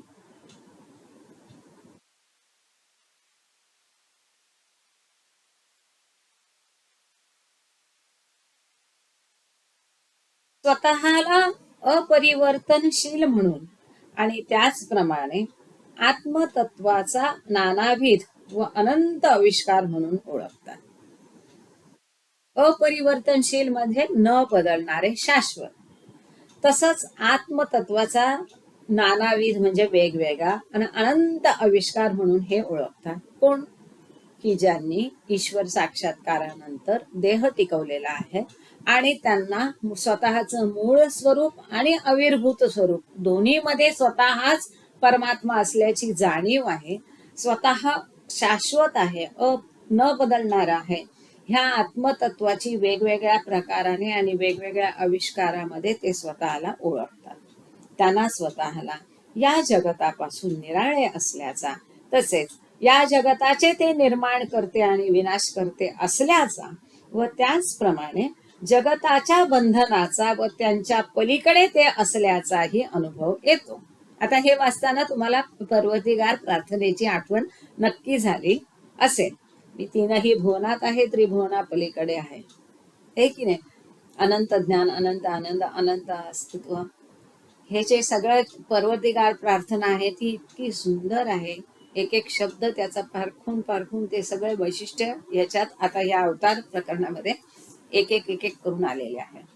तर असा जो परमात्मा आहे, जीवात्मा की जो परमात्मा बनलाय, त्याला स्वतःला परिवर्तनशील म्हणून आणि त्याचप्रमाणे आत्मतत्वाचा नानाविध व अनंत आविष्कार म्हणून ओळखतात. त्याला स्वतःला काय काय जाणवतं?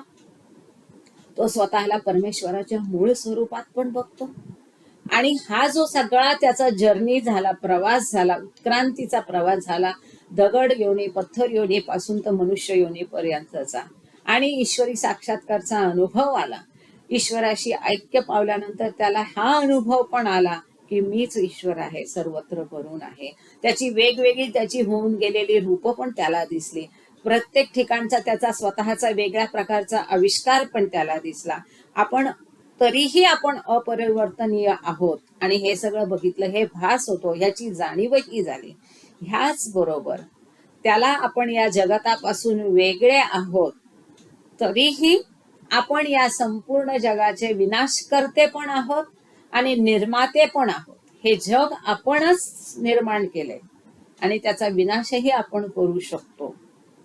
ह्या जगाच्या बंधनात आपण आहोत आणि या जगाच्या बंधना पलीकडेही आपणच आहोत. या सगळ्याचा तो अनुभव घेतो. किती सुंदर अनुभव असेल की नाही. स्वानंद, सामर्थ्य, असीम ज्ञान आणि पूर्ण शांती यांचा ते सतत अनुभव घेतात. की असे जे आहेत परमात्मा किंवा ईश्वरी साक्षात्कार प्राप्त जीवात्मा, ते काय अनुभव घेतात? स्वानंद, स्वतःचा आनंद, सामर्थ्य, असीम सामर्थ्य, अमर्याद ज्ञान, पूर्ण शांती, या सगळ्याचा ते सतत कंटिन्युअस, क्षणिक नाही.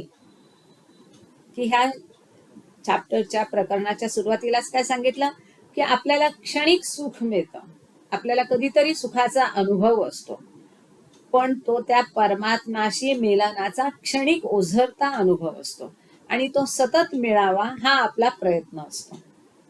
तर आता त्या जीवात्म्याला ईश्वर साक्षात्कार नंतर हा सततचा अनुभव मिळतो, कंटिन्युअस आनंद मिळतो, अनंत शक्ती, अनंत ज्ञान आणि अनंत आनंद. याचा या जगतातील खेळांच्या आनंदाचाही त्यांना पूर्ण अनुभव असतो. ह्या जगामध्ये जे खेळ चाललेत सगळे, तेही त्याला कळत असतात. ही सगळी नानाविध रूप माझीच आहे, त्या प्रत्येकात मी भरलेला आहे, हाही अनुभव त्याला असतो. प्रत्येक जीवात्म्याचा सगळा खेळही तो बघत असतो. प्रत्येकात वास्तव्य करणारे आत्मतत्व ते आपण स्वतःच असल्याची त्यांना जाणीव असते आणि त्यामुळे ते प्रत्येकास मुक्त मझोब अगर सद्गुरू यांच्या अवस्थेत परमात्म रूप होण्यास आध्यात्मिक मदत करतात. आणि असं असल्यामुळे त्या प्रत्येकामध्ये तो बघत असतो, प्रत्येकाची रूप बघत असतो.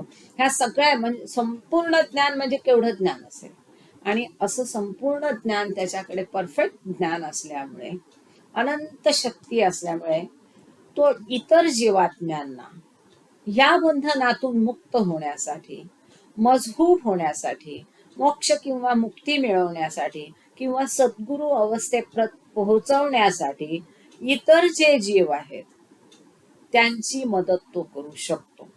आणि तशी मदत ते करतात ज्यांची तशी प्रगती झालेली आहे, जे त्यासाठी तयार आहेत. त्या सगळ्यांना ते त्या सद्गुरू अवस्थेपर्यंत, मोक्षमुक्ती अवस्थेपर्यंत, मजूब अवस्थेपर्यंत घेऊन जातात. तेच त्यांचं कार्य असतं, ते त्यांचं कर्तव्य असतं.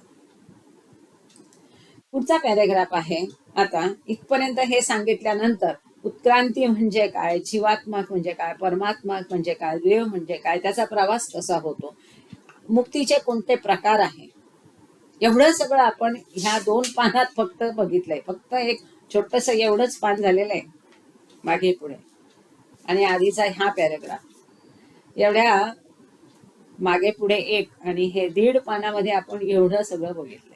हा फार सुंदर चॅप्टर आहे. आता पुढचा पॅरेग्राफ बाबा सांगतायत, हळूहळू चढती भांजणे.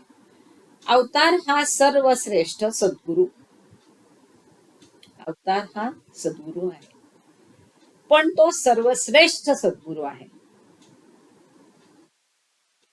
कळलं का? आता हे इतकं सुंदर पॅरेग्राफ आहे, फार महत्वाचा आहे, जरूर सगळे लक्ष देऊन ऐका. आणि ह्याच्यातनं आतापर्यंत तुमच्या मनात बऱ्याच जणांनी हा प्रश्न विचारला होता की सद्गुरू वाचून सापडे ना सोय, तर आपल्याला सद्गुरू शोधायची गरज आहे का, आपण एखाद्याला सद्गुरू म्हणून कसं ओळखू शकतो, मग आपली प्रगती कशी होईल, मग कुणाला आपल्याला गुरु नको का करायला. ह्या सगळ्या प्रश्नांची ह्या छोट्या 4, 5, 6 ओळीच्या पॅरेग्राफ मध्ये सगळी तुमची उत्तरं आपोआप तुम्हाला मिळतील. मी तो पॅरेग्राफ वाचते, आपण सगळं त्याचं स्पष्टीकरण करूया. जगामध्ये नेहमी 56 सद्गुरू आणि पूर्ण व्यक्ती असतात, हे आपल्याला सगळ्यांना माहिती आहे. At any point of time बाबांनी सांगितलं की ह्या विश्वामध्ये 56 गॉड रिअलाइज सोल्स म्हणजे परफेक्ट मास्टर्स, ज्यांचं वर्णन आत्ताच आपण बघितलं की जे परमेश्वर स्वतःला परमेश्वराच्या मूळ स्वरूपात आणि अविर्भूत स्वरूपातही बघतात, या बंधनात आणि बंधनाच्या पलीकडेही बघतात. त्यांना आपल्या सगळ्यांचं सगळे जीवनक्रम आविष्कार दिसतात, स्वतःचाही दिसतो, आणि त्यामुळे ते सगळ्यांची मदत करतात. तर असे जे पूर्ण पुरुष आहेत हे नेहमी 56 व्यक्ती ह्या विश्वामध्ये मौजूद असतात. जाणीवेमध्ये ते सगळे एकच असतात. एकच का असते जाणीव? कारण सगळे ईश्वर साक्षात्कारचा अनुभव घेतलेले आहेत, म्हणजे ईश्वरत्व त्यांनी प्राप्त केलेलं आहे.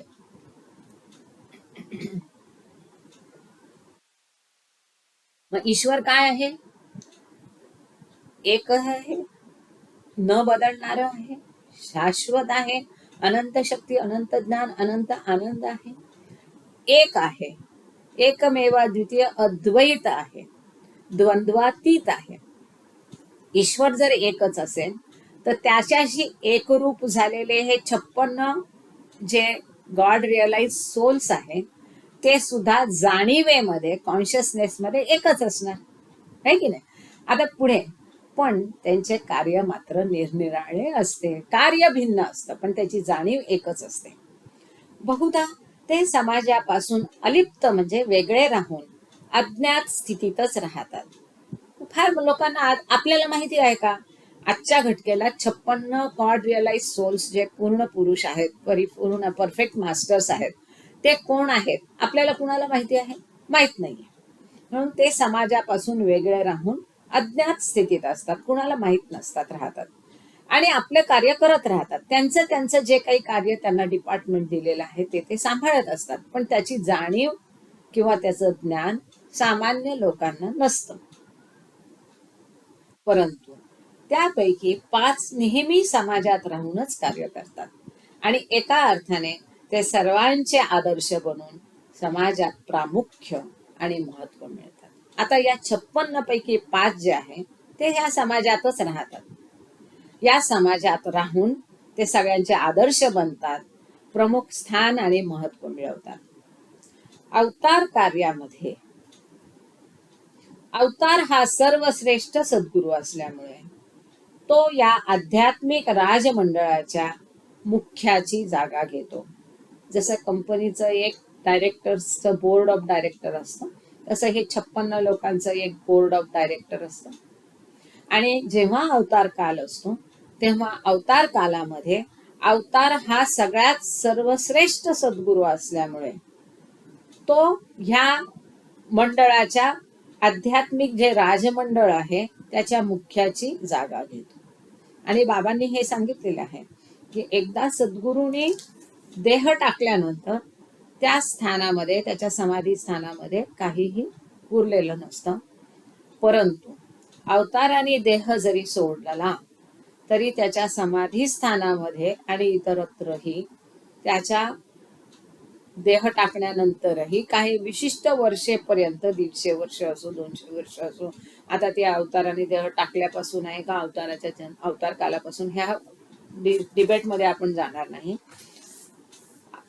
आम्ही जे ऐकलं ते अवताराच्या देह त्यागानंतरही 150, 700, 500 वर्षपर्यंत जे काही आहे वर्ष, तेवढी वर्ष तिथे त्याची पॉवर्स असतात, शक्ती असतात, वास करत असतात आणि त्याच्यामधनं तुम्हाला जे काही आध्यात्मिक भौतिक फायदा वगैरे हवा असेल होतो तो मिळतो. आता कळलं की बाबांच्या छत्रछायेखाली असल्यानंतर इतर कुठल्याही सद्गुरूची आवश्यकता का नाही? कारण अवतार आहे हा, आणि अवतार जो आहे अवतार जो आहे हा सर्वश्रेष्ठ सद्गुरू आहे, सगळ्यात श्रेष्ठ आहे तो. मग वेगळ्या अवतार, ऑलरेडी जर तुम्ही अवताराच्या भक्त असाल, फॉलोअर्स असाल, प्रेमी असाल, तर तुम्हाला दुसऱ्या कुठल्या सद्गुरूची गरज आहे का? नाही. आणखीन कुठल्या वेगळ्या सद्गुरूची गरज नाही. कारण जो सर्वश्रेष्ठ सद्गुरू आहे त्याचा टॉप ऑफ द मंडळ आहे. सगळे जे सद्गुरू आहेत त्यांच्या हायएस्ट ऑफ द हाय आपण म्हणतो की नाही, ऊंचो से ऊंचा आहे. मग हायएस्ट ऑफ द हायच्या छत्रछायेत असल्यानंतर दुसरा कुठला गुरु शोधण्याची गरज नाही. आणि जर तो हायएस्ट ऑफ द हाय आहे, अवतार आहे, तर परमतत्वाने तो कायम मौजूद असतो. तुम्हाला भौतिक देह त्याचा दिसत नाही, आपल्याला भौतिक देह भले दिसत नाही, पण ते असतात. आणि हीच दृढ श्रद्धा असते, जी अढळ श्रद्धा असते. आणि ज्याचं आपण गेल्या प्रकरणात बघितलं की ती अढळ श्रद्धा देणं, ते कन्व्हिक्शन देणं, ही सुद्धा त्यांचीच कृपा असते. आणि त्यांनी सिलेक्ट केलेल्या काही लोकांनाच ती प्राप्त होते. अवतार काल हे जगताच्या वसंत कालाप्रमाणे होत. ते जगतामध्ये नवीन शक्ती, जागृतीची नवीन जाणीव आणि आयुष्याचा नवीन अनुभव म्हणतात. ह्या पॅरेग्राफचं हेडिंग आहे परमेश्वरी अवताराचा खरा अर्थ. परमेश्वराचा अवतार आहे असं जेव्हा आपण म्हणतो तेव्हा परमेश्वरी अवतार म्हणजे काय, त्याचा खरा अर्थ ह्या पॅरेग्राफमध्ये सांगितलाय बाबांनी. की अवतार काल हा सृष्टीमध्ये वसंत कालाप्रमाणे असतो. स्प्रिंग, की तिथे नव पालवी फुटते. झाडांना तुम्ही बघा आता, विशेषतः पिंपळाची वगैरे पानं इतकं सुंदर कोवळी छान लवलवती पालवी फुटलेली आहे, फ्रेश, अगदी टवटवीत ताजी. तर असं का? ते नवजीवन ह्या सृष्टीला प्राप्त होतं अवताराच्या येण्याने. ते एक उत्साह येतो. कसं ते पुढच्या पॅरेग्राफमध्ये पूर्ण सांगितलेलं आहे, ते आपण वाचूया. तर अवतार काल हा सृष्टीसाठी वसंत कालाप्रमाणे असतो. ते जगाला नवीन शक्ती, जशी झाडांना नवीन पालवे फुटते की नाही वसंत ऋतूमध्ये, तसं अवतार आल्यानंतर ते जगाला एक नवीन शक्ती देतात, नवीन दिशा देतात, नवीन जाणीव देतात, जागृतीची जाणीव. मुख्य कार्य काय असतं की या सगळ्या जीवात्म्यांची ह्या बंधनापासून मुक्ती करणं. ती पटकन होते का? पण ते कार्य सुरू होतं. की जसं टिफिन लेक्चर मध्ये आपण बघितलंय, बाबांनी सांगितलं की मैंने बहुत पहिले बीज बोया है, की हे जे बीज आहे साक्षात्काराचं, मुक्तीचं, मोक्षाचं, त्या एखाद्या जीवात्म्याच्या ह्याच्यात खूप वर्ष आधीच ते टाकलेलं आहे. ते रुजणार, त्याचं पूर्ण मोठा वृक्ष होऊन त्याला फळ येणार, तसलं फळ येणार, तर ईश्वरी साक्षात्काराचं हे पक्क आहे. तसं ही जो अवतार आहे तो ह्या सृष्टीला एक नवीन जागृती, जाणीव, की हे विश्व हे खरं नव्हे, तर हे विश्व काय आहे? ही माया आहे, हे स्वप्न आहे. आपलं हे देह आणि हे जीवन ह्याचं उद्दिष्ट वेगळं आहे. ते काय आहे? तर ईश्वराशी ऐक्य पावणं हे उद्दिष्ट आहे. हे सगळे ही जाणीव देण्यासाठी, ही जागृती. म्हणून बाबा सांगतात काय, I have come not to teach but to awaken. Awaken म्हणजे काय? कुठून जाग करायचंय बाबांना? आपण झोपलेला आहोत. कसली झोप आहे ही? अज्ञानाची झोप आहे. तर जाग करायला आले की हे खरं नाहीये, ही माया आहे. तुमच्या सगळ्यांना तुमच्या मूळ रूपाशी एकरूप व्हायचंय, त्याची जाणीव करून घ्यायची. तुमच्या आत्मतत्वाची तुम्ही जाणीव करा. ही जागेपण आणण्यासाठी, ही जाणीव देण्यासाठी तो अवतार येतो. आणि आयुष्याचा नवीन अनुभव ते अशा पद्धतीने आणतात. इथे मी एक अर्ध्या मिनिटाचा छोटा ब्रेक घेते याच्यासाठी, आणि मग पॅरेग्राफ, खूप सुंदर पॅरेग्राफ आहे, तो आपण पुढे कंटिन्यू करू. त्याआधी हे जे इतकं सुंदर पुस्तक आहे की मेहर बाबांचे अध्यात्म, हे तर मी कव्हर घातले आणि फार जुनं कव्हर आहे. आता या पुस्तकाची पाने आता वाचताना पडायला लागली, फार पिवळी पानं झालीत, बघत असाल तुम्ही. तर हे 1948 प्रसिद्ध झालेलं पुस्तक आहे आणि याच्या आधीचा भाग 1946 प्रसिद्ध झालेला आहे. आपण ट्रस्टकडे परवानगी मागितली होती आणि याच्या पुनर्मुद्रणाची परवानगी आपल्याला ट्रस्टकडनं मिळाली होती. आणि मी विनंती केली होती या ग्रुपवरच की कुणीतरी हे कार्य जर घेतलं, याचं पुनर्मुद्रणाचं, फार बरं होईल. आणि इमिजिएटली डॉक्टर राजेंद्र निस्ताने जे अमरावतीचे आहेत त्यांनी त्याला रिस्पॉन्ड करून त्यांनी ते कार्य स्वतःच्या शिरावर घेतलं, स्वतःच्या खिशातनं पैसे घालून. एकट्या माणसाने एवढंच. आता अमरावती केंद्रही त्यांच्या पाठीशी आहे. अमरावती केंद्राने पण 500 प्रती घेण्याचं त्यांना कबूल केलं आहे. आणि हे बाबांच्या कृपेने ह्या पुस्तकाचे 1 आणि 2 पहिल्यांदा एकच भाग करणार होतो ना आणि 500 प्रती छापणार होतो घाबरत घाबरत, पण फायनली आता ते 1000 प्रती छापणार आहेत आणि ह्या पुस्तकाचे दोन्ही भागांचा मिळून त्यांनी एकच पुस्तक केलंय. ह्याची साधारण 280 वगैरे पानं होती, त्याची 360 होती. पण हे छोटं आहे, असं नोटबुक सारखं छोटं पुस्तक आहे. तर आता ते त्यांनी मला वाटतं मोठं केलं असेल किंवा नॉर्मल पुस्तकाची साईज असेल काय ते माहिती नाही, पण 360 पानांचं दोन्ही भागांचं एकत्र एक पुस्तक छापून तयार आहे. 10 एप्रिल नंतर त्यांनी सांगितलं की ते अमरावतीमध्ये त्यांनी हे सगळं काम केलेलं आहे आणि पहिलं हे पण आवृत्ती अमरावतीतच प्रसिद्ध झाली होती आणि 10 एप्रिल नंतर हे पुस्तक मेहर बाबांचे अध्यात्म परलेख आणि संदेश डिस्पॅच साठी रेडी आहे. तर प्रयत्न करा की ग्रुपमध्ये ते मागवलं तर जास्त चांगलं होईल. 10, 20, 50 म्हणजे त्यांना पण तो सोपं जाईल, तुम्हालाही सोपं जाईल. कारण आजकाल पोस्टेजचा भलता खर्च आहे आणि ते एकट्या माणसाला एवढं मॅनेज करणंही कदाचित कठीण जाईल. किंवा आपण ही पण व्यवस्था केली की ठिकठिकाणी केंद्रांमध्ये त्याच्या प्रती आपण ठेवणार आहोत. जसं पहिला रिस्पॉन्स आपल्याला श्री डोंगरे साहेबांकडनं मिळाला की मनीष नगरला नागपूरला ते 50 प्रती ठेवणार आहे. पुणे केंद्रांनी पण सहमती दाखवली, ते 50 प्रती ठेवणार आणि त्या संपल्या तर पुन्हा मागून त्या अवेलेबल करून देतील. काल मुंबई केंद्राची पण सहमती आली, ते पण ठेवणार आहेत प्रती. मेहराबादला समाधीवर जाताना रेल्वे ट्रॅक क्रॉस करून समाधीवर जाताना डाव्या हाताला कोपऱ्यावर एक दुकान आहे. त्या दुकानाचं नाव मला आठवत नाही, पण ते किशोर भोज्यांचं दुकान आहे मेहराबादला. त्यांच्याकडे सगळ्या गोष्टी असतात आणि योग्य किमतीत ते आपल्या सगळ्यांना माहित असेल. किशोर भोज्जाही हे पुस्तक ठेवणार आहे. मला वाटतं धरमपेठला पण ठेवतील, नागपूरला, सावनेरला ठेवणार आहेत, डॉक्टर थावरे ठेवणार आहेत खाप्याला. अमरावतीला 500 प्रती त्यांनी नोंदवलेल्या आहेत. अमरावती केंद्रामध्ये 500 प्रती असणार आहे. यवतमाळमध्ये ठेवणार आहे, वर्ध्यामध्ये राहतील, अकोल्यामध्ये राहतील. म्हणजे तुम्हाला जवळपासच्या केंद्रात मधून ते आणणं सोपं जाईल. म्हणजे उगाच पोस्टेजचा त्रास आणि खर्च वाचेल. आणि तिथे केवढी रांग लांब असते ते पोस्टामध्ये पार्सल वगैरे करायला ना. तरीही कुणाला वैयक्तिक हवं असेल तर तुम्ही मला व्हॉट्सअपवर मेसेज टाकू शकता. फोन घेणं कठीण आहे, आता मागासपासून 4 फोन येऊन गेले, मी सगळे बंद केले.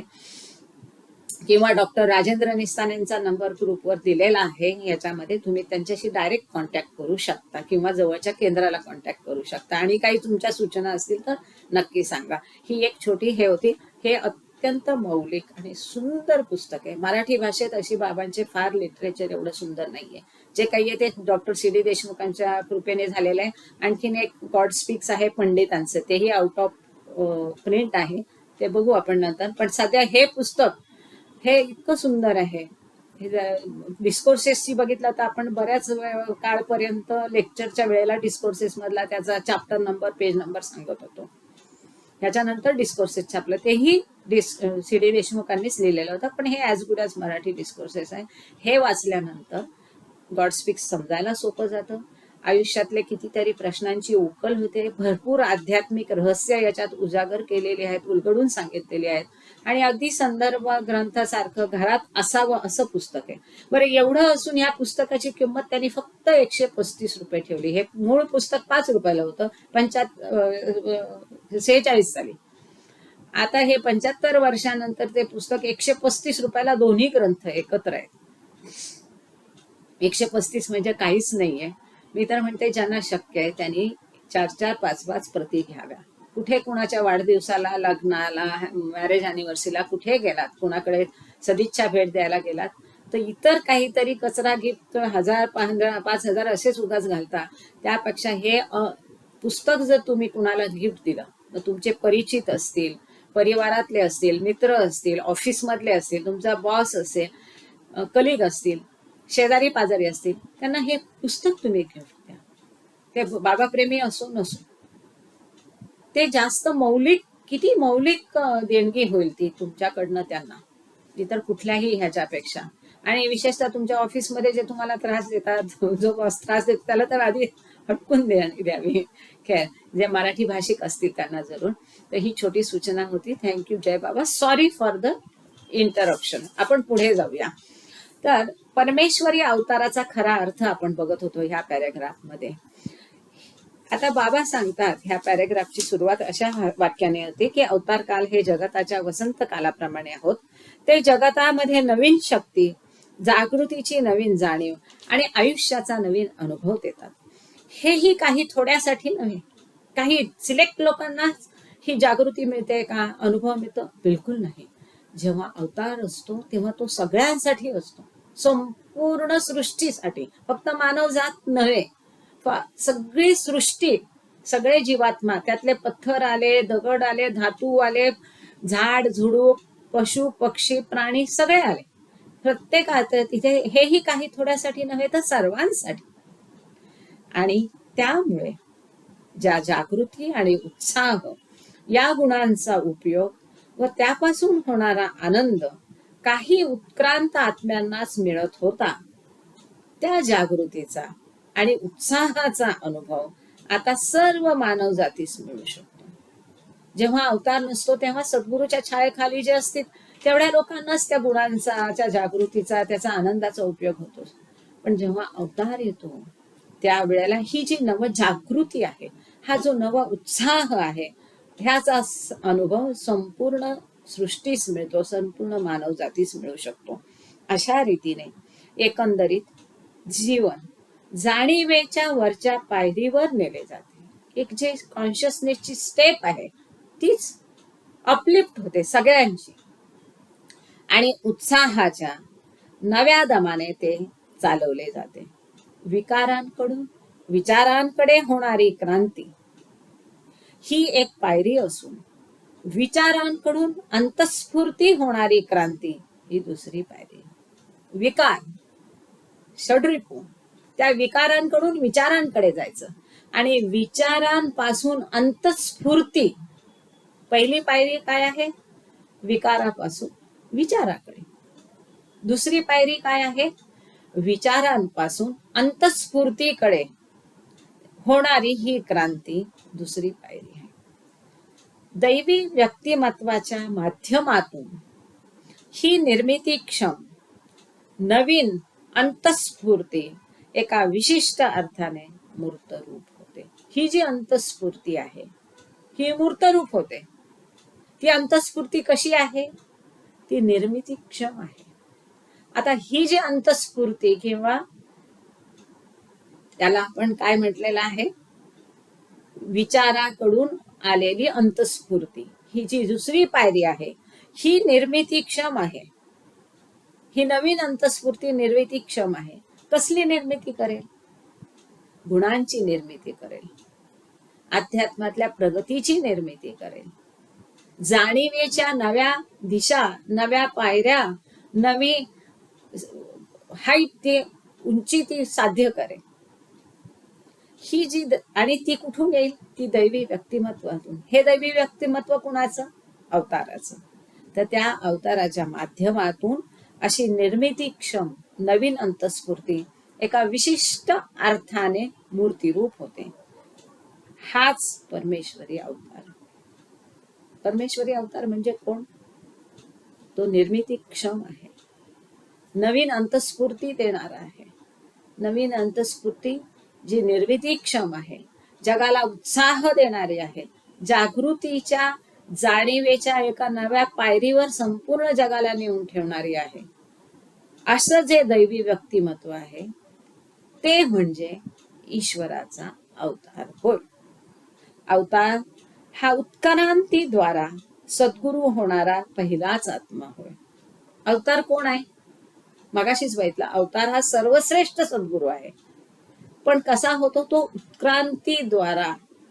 संपूर्ण ती जो कोहम पासून सोहम पर्यंतचा प्रवास आहे, जीवात्म्यापासून परमात्मा आणि परमात्म्यापासून शिवात्मा, हा प्रवास म्हणजे अवतार. असा जो अवतार आहे तो उत्क्रांतीद्वारा होणारा सद्गुरू आहे. आणि हा अवतार म्हणजे कोण आहे? तर या उत्क्रांतीद्वारा ज्या पहिल्या आत्म्याने सद्गुरू अवस्था प्राप्त केली तो आत्मा म्हणजे अवतार. आणि ज्याने आपला आविष्कार पूर्वी केला, आता तो आत्मा, तोच आत्मा परत परत येतो. आता बाबा जेव्हा सांगतात की आपण जेव्हा म्हणतो तोच आत्मा परत येतो, किंवा आपण बाबा जेव्हा सांगतात की मीच राम होतो, मीच कृष्ण होतो, मीच होतो, म्हणजे कोणी, कारण परमात्मा एकच आहे. वेगळा आहे का? नाही. तो अविभाज्य आहे. त्याचे वेगवेगळे पण तुकडे करता येतात का? नाही. तो अपरिवर्तनशील आहे, म्हणजे न बदलणारा आहे. म्हणून की बाबा जे सांगतात की मीच राम होतो, मीच कृष्ण होतो, मीच बुद्ध होतो, मीच मोहम्मद होतो, मीच ख्रिस्त होतो, म्हणजे काय? कारण परमात्मा एकच आहे. मग तोच पुन्हा वेगवेगळी रूप वेगवेगळ्या काळात घेऊन येतो, आणि असा तो परमेश्वराचा अवतार असतो, की जो आत्मा या उत्क्रांतीच्या पूर्ण प्रक्रियेतून जाऊन पहिला आत्मा ज्याने स्वतःला ओळखलं, तो पहिला सद्गुरु म्हणजे पहिला अवतार. आणि तो सतत असा आविष्कार स्वतःचा करत राहतो आणि पुढेही करेल. असा कोण एकच अवतार आहे. पण सद्गुरु काय, एकदा त्याने हा देह सोडला की तो पुन्हा येत नाही. या अवतारामधूनच परमेश्वराने आपल्या जाणीव नसलेल्या देवपणापासून जाणीव असलेल्या देवपणापर्यंतचा प्रवास पूर्ण केला. जो पहिला आत्मा ज्याने जाणीव नसलेल्या देवपणापासून जाणीव असलेल्या देवपणापर्यंतचा संपूर्ण प्रवास यशस्वीपणे पूर्ण केला, उत्क्रांतीमधून जो पूर्ण फिरला ह्या प्रवासासाठी, ह्या जाणीवेसाठी, तो देव होता पण त्याला जाणीव नव्हती. या जाणीवेसाठीच त्याने स्वतःला बंधनात घालून घेतलं, आणि ह्या पूर्ण उत्क्रांतीतून जो फिरला आणि मग जो प्रकट झाला, तो हा प्रकट झाला शब्द चुकीचा आहे, पण ज्याने ईश्वरी साक्षात्कार प्राप्त केला, जो सद्गुरु झाला, तो हा असा अवतार, तो एकच आहे. तो परत येतो आणि आपल्या ज्या जाणीव नसलेल्या देवपणापासून जाणीव असलेल्या देवपणापर्यंतचा पहिला प्रवास त्याने पूर्ण केला, तो अवतार म्हणून येतो. तो अवतार, तो कोणता? बियॉन्ड. जाणीवयुक्त परमात्मा होण्याकरता त्याला प्रथम नेणिवेत मनुष्य व्हावे लागते. असा त्याला जाणीव नाही मी परमात्मा आहे, ईश्वर आहे, पण असा जाणीवयुक्त परमात्मा होण्यासाठी त्याला पहिल्यांदा नेणिवेत यावं लागलं. जाणीवच्या विरुद्ध नेणीव, की माहीत नसणं, बंधन मुक्त आहे तरी त्याने स्वतःला बंधनात घालून घेतलं. मानवांच्या मुक्ततेसाठी परमेश्वराने जाणीवपूर्वक धारण केलेला नरदेह म्हणजे अवतार होय. मानवांच्या मुक्ततेसाठी कशातून मानवाची मुक्तता करायची?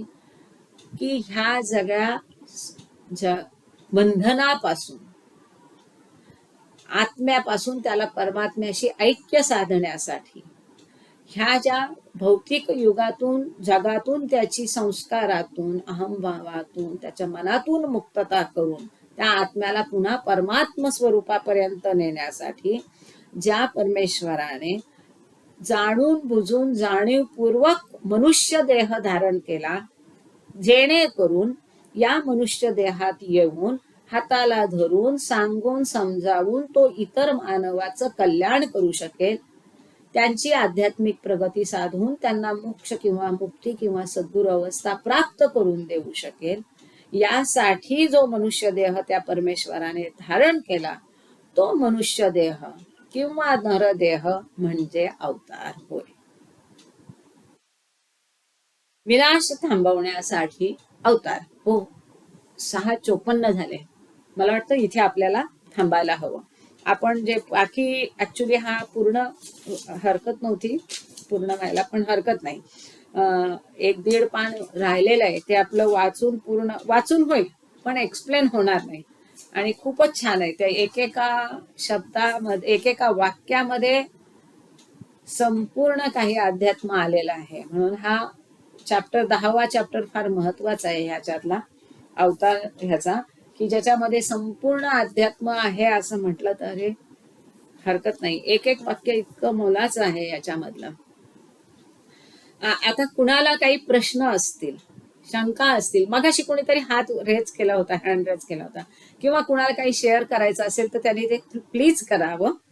आणि आज केतकीचं मीटिंग असूनही तिनं लिंक घेतली, ती जबाबदारीने पार पाडले, आणि ओमनी पुढची जबाबदारी स्वतःच्या खांद्यावर पेलली, आणि तो को होस्ट होऊन त्यांनी हे संपूर्ण मीटिंग निभावली. आणि तुम्ही सगळे ह्याला हजर राहिलात म्हणून तुमचं, त्या दोघांचं मनपूर्वक आभार. परमेश्वराचे, बाबांचे खूप खूप आभार. थँक्यू बाबा. आणि आज प्रार्थनेसाठी आपण आरवीच्या गुल्हाणे ताई आज प्रार्थना करतील, आणि सुरेखाताई डोंगरे आहेत का त्या आरती म्हणतील. आज मी एक थोडा वेगळा इथे रेकॉर्डिंगचा प्रयत्न केलेला आहे. आता तो किती सक्सेसफुल झालाय बाबा जाणे. तर प्लीज कुणाला काही विचारायचं असेल आणि काही शेअर करायचं असेल. जय, हो हो येतोय. जय बाबा.